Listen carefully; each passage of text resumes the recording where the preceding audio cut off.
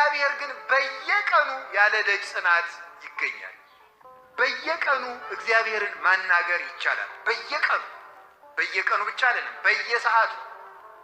የምድር ነገስታት ጧት አናግረናቸው 6 ሰዓት መልሶ ቢቸግረን ማግኘት አንችልም። ምናልባት እንደገና 40 ቀን ልንጠብቅ እንችላለን።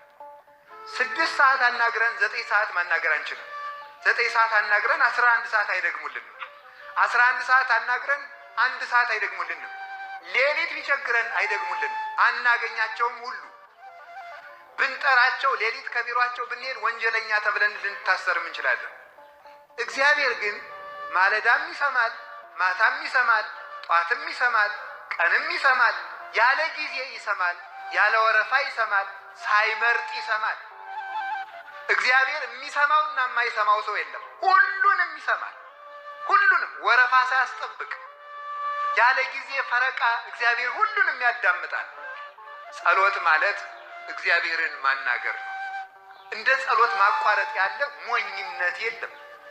እንዴት ሰው እግዚአብሔርን ያህል ንጉሥ አናግረኝ ብሎ እየጠበቀው እንዴት ያን አቋርጦ ይውላል? እና የእግዚአብሔር ቤተሰቦች እኔ ዛሬ በእግዚአብሔር ስም የምማልዳችሁ በእውነት ምንድን ነው ካላችሁኝ፣ ጸሎት እንዳታቋርጡ። ትልቅ ነገር በእውነቱ ማለት ነው። እናት የልጇን ንግግር ከምትጠብቀው በላይ እግዚአብሔር እኛን በማለዳና በመታ ጸሎት እኛን ለማዳመጥ ደስ ብሎት ይጠብቀናል።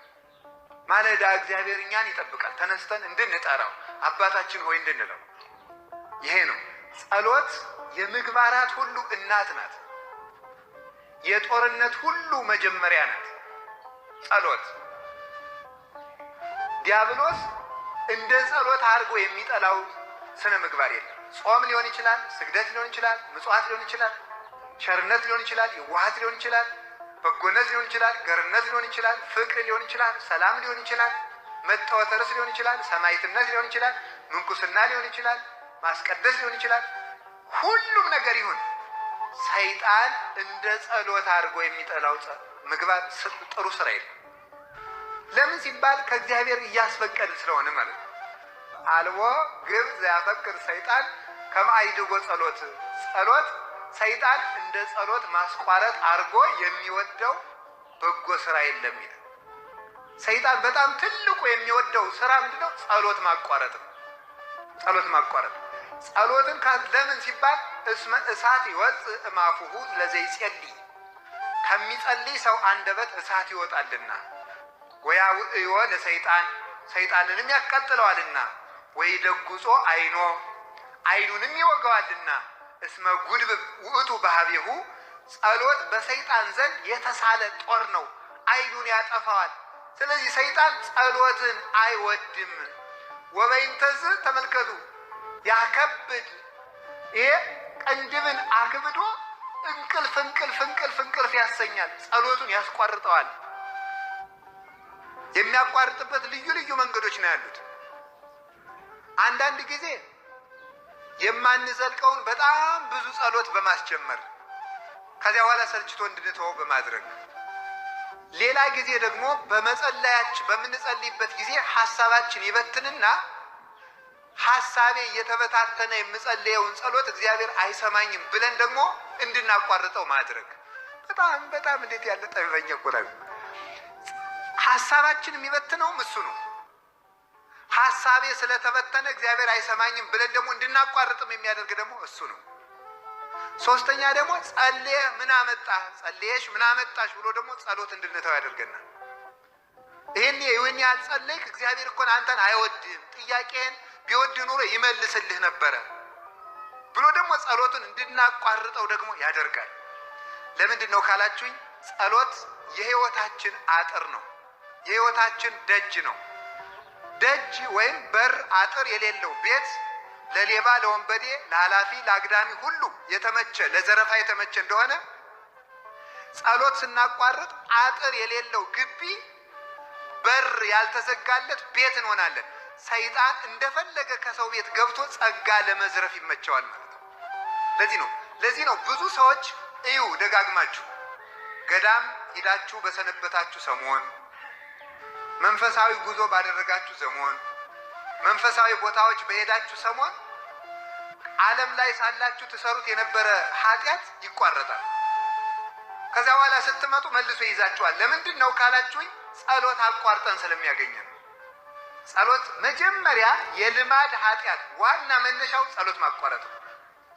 በራስ ምታት የዝሙት ሰይጣን በተለይ የሚመጣበት ራስ መምታት፣ እንቅልፍ ማለት፣ ቅንድምን ማክበድ፣ ከራስ ፀጉር እስከ እግር ጥፍር ያለውን የአካል ክፍል በሙሉ በድንጋይ የተቀጠቀጠ እባብ እስኪመስል ድረስ ድካምን በመልቀቅ ጸሎትን ያስጠላል። ጸሎትን ካስጠላ በኋላ ጸሎቱን ያስቋርጠናል። ካስቋረጠን ረድኤተ እግዚአብሔር እኛ ጋር ስለሌለ የፈለገውን ኃጢአት ለማሰራት ይመቸዋል። ኃጢአተኛ ለመሆን የመቅሰፍት ሁሉ መጀመሪያ ምንድነው ካላችሁኝ፣ ጸሎት ማቋረጥ ነው። የበረከት ማጣት ምንጭ ዋናው ጸሎት ማቋረጥ ነው። የጠብ መጀመሪያ ዋናው ምንድነው? ጸሎት ማቋረጥ ነው። የባለ ትዳሮች ሁከት ከምንድን ነው የሚመጣው? ጸሎት ከማቋረጥ ነው። አትጸልዩ። ስለማይጸለይ ፍቅሩም ያረጃል፣ ትዳሩም አሮጌ ይሆናል፣ ቤቱም ይቀዘቅዛል፣ ውሃ ይሆናል። ሙቀት ሃይማኖት የለውም፣ ይጠላል። ባልየው ወጥቶ መግባትን ይጠላል። ሚስቲቱ የባሏን መምጣት ትጠላለች። ለምን?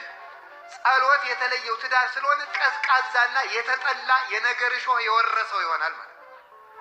በሕይወታችን ዘመን ሁሉ ከመከራም የምናመልጠው የያዝነው የሚበረክትልን ጸሎት ያላቋረጥን እንደሆነ ነው። የምንጸልየውን ማወቅ አለብን።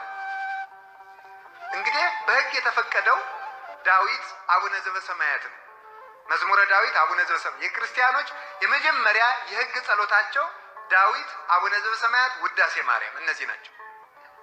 ከዚያ በኋላ ደግሞ በርታ ሲል ገድለ ቅዱሳን ከቅዱሳን ገድል አንድ ይጨምራል። ሲበረታ ቅዳሴ ማርያም ይጨምራል። ሲበረታ ወንጌለ ዮሐንስ ይጨምራል። ከዚያ በኋላ ጎልጎታ፣ አርጋኖን እያለ ይጨምራል። አሁን ግን ማን እንደፈጠረው የማይታወቅ የጸሎት ጋጋታ ሞልቷል። አሁን መዝገበ ጸሎት የሚባል አለ። የሆነ ጥርቅም ማለት ነው። እንዳይከፋችሁ እሺ። ድሮ ባለ 53ቱ የሚባል ነበር፣ ኋላ ባለ 78ቱ፣ አሁን ደግሞ 90 ምናምን ሆኗል። መቶ ምናምን ለውዳሴ ከንቱ ምዕመናን በቀይ ቢጫ አረንጓዴ ማህደር ያደረጉትና ሳሳ ያለ ነጠላ አድርገው አዝለውት ጀለል ይላሉ። አንዱንም አያነቡት ማለት ነው። ከዚያ በኋላ መልካ አርሴማ አይቀር፣ መልካ ሚካኤል አይቀር፣ ውዳሴ አምላክ አይቀር፣ ሰይፈ ሚካኤል፣ ሰይፈ ስላሴ አይቀር፣ ሰይፈ መለኮት አይቀር፣ አንዱንም ከዚያ በኋላ አይጸለይም። መጀመሪያ በሕግ የታዘዘውን ጸልዩ። ከደም ጸሎተ ባርቶስ ምንድን ነው ይኛል? በሕግ የታዘዘውን 318ቱ ሊቃውንት በፍትሐ ነገሥት ያዘዙትን፣ ነቢያት ሐዋርያት ያዘዙትን መዝሙረ ዳዊት፣ ውዳሴ ማርያም፣ ዳዊት፣ ወንጌል ጸልዩ። አሁን ከዛሬ ጀምሮ ሁላችሁም ዳዊት ይኖራችኋል። ከቃሉ ጋር ናችሁ። እግዚአብሔር ከሁላችን ጋር ይሁን። ስለዚህ ሁላችሁም ከዛሬ ጀምሮ መዝሙረ ዳዊት ሊኖራችሁ ይገባል። መዝሙረ ዳዊት የሌለው ክርስቲያን አይደለም። እዩት። ስርዓት ምን ያስተምርናል ካላችሁ ገድለ ቅዱሳን፣ ስርዓተ ቤተክርስቲያን። አሁን ይውላችሁ ተክሊል ሲፈጸም ዳዊትና ውዳሴ ማርያም ነው የሚደገሙ፣ ምንም አይደለም ሌላ። ወንጌል አለቀ። እሺ ክርስትና ሲነሳ ዳዊት ውዳሴ ማርያም ነው የሚጸለየው፣ ወንጌል ነው የሚጸለየው። ሙታን ሲፈቱ ዳዊት ውዳሴ ማርያም ወንጌል ነው የሚጸለየው። ምን የትኛውም ስርዓተ ቤተክርስቲያን ካህናት ዲያቆናት ሲሾሙ ዳዊት ውዳሴ ማርያም፣ ጸሎተ ቡራኬ ሁሉ ዳዊት ውዳሴ ማርያም። ካህኑ ቅዳሴ ከመግባቱ በፊት ቅድመ ግባተ መንጦላይት የሚባል ጸሎት አለ። ከመቅደስ ገብቶ ከመጸለዩ በፊት ወጥቶ ቅድስቱ ላይ ሆኖ መብራት ይዞ መስቀል ይዞ ህዝቡ ፊቱን ወደ ህዝቡ አዙሮ የሚጸልየው ጸሎት አለ። ዳዊት ነው፣ መዝሙረ ዳዊት። በየትኛውም ጉዳይ የሚጸልየው ምንድነው ካላችሁኝ መዝሙረ ዳዊት። በየትኛውም ነገር ውስጥ ማለት ነው። በቅዳሴ በኪዳን በሁሉ መቅደም ላይ 40 ቀን ሙሉ የድጓ መምህራን በአብይ ጾም በፍልሰታ በአጽዋማት ጊዜ ስባተ ነግህ የሚባል ቃል እግዚአብሔር አለ። ዳዊት መዝሙረ ዳዊት ነው። በቃ ማለዳ በሙሉ 150ውን ዳዊት ሲያስተዛዝሩ ነው የሚያረፍዱ ማለት ነው። ዳዊትን የሚጸልዩ ስባተ ነግህ። የቅዱስ ያሬድ ቃል እግዚአብሔር ብዙ ነው። ምዕራፍ የሚባል መጽሐፍ አለ ሙሉ ዳዊት። እስመ በመዝሙረ ዳዊት ይዘምሩ ሰማያውያን ወምድራውያን። በቅዱስ ዳዊት መዝሙር የሰማይ መላእክት እንኳን ሳይቀሩ ይዘምራሉ። ያንን አስትቶ የማናውቀውን ጸሎት ነጋዴ እየሰበሰበ ያሳትማል መጸለይ። አሁን ደግሞ በየከተማው ምን ይላል? ሌሊት ለሚያንቀጣቅጣችሁ፣ ለሚያስፈራራችሁ፣ ሕፃናትን ሽንት ለሚያሸናባችሁ ጥሩውን ፈቱን መድኃኒት ነው እያያዛችሁ መጽሐፉን 20 ብር ነው ይላል። እውነት መስሏችሁ እናንተ ትገዛላችሁ። ዳዊታችሁን ድገሙ ዝም ብላችሁ። ዳዊት እንዲያው መዝሙረ ዳዊት ለ40 ቀን እንኳን ሳታቋሩ እንኳን ሁልጊዜ 40 ቀን እንኳን ብትጸልዩ አጋንንት በእናንተ ዘውራይ ልብታነቁት መዝሙረ ዳዊት ነበር የሚያነቡት። መዝሙረ ዳዊት አቡነ ዘበሰማያት፣ ውዳሴ ማርያም፣ ቅዳሴ ማርያም፣ ይሄ ነው ጸሎት ማለት። አሁን ከዛሬ ጀምሮ የምትጸልዩዋቸውን ጸሎች ቁጭ አድርጓቸው። የሕጉን ያዙና ሌላ ትጨምራላችሁ። ስለዚህ የሕጉን ያዙና መዝሙረ ዳዊትና ውዳሴ ማርያም ላለማቋረጥ ለራሳችሁ ቃል ግቡ። ከዛሬ ጀምሮ ነገ ጧት ሁላችሁም መዝሙረ ዳዊት እንድትገዙ።